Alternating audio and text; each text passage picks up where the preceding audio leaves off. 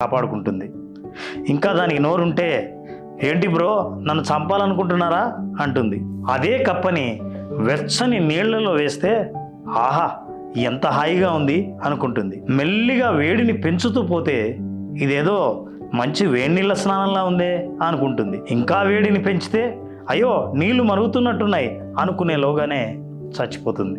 అందులోంచి బయటికి ఎగరలేక కాదు, రాబోయే ప్రమాదాన్ని ముందుగానే గుర్తించకపోవడం వల్ల. ఇది మనుషులకు కూడా పెద్ద జీవిత పాఠం. రాబోయే ప్రమాదాలన్నీ ఒక్కసారిగా వచ్చి పడేవి కాదు, మెల్లిగానే ప్రమాద పరిస్థితులు జీవితంలోకి జొరబడతాయి. అది టాక్సిక్ రిలేషన్షిప్ కావచ్చు, సరిపడని ఉద్యోగం కావచ్చు, ఆర్థిక ఇబ్బందులు కావచ్చు, మెల్లిగానే అంతే చంపేస్తాయి. ఇప్పుడు ప్రశ్నించుకోవాల్సింది ఏంటంటే, మీరు కూర్చున్న పొయ్యి, మీరు అనుభవిస్తున్న సెగ బయటికి దూకాల్సిన సమయం ఇదేనా?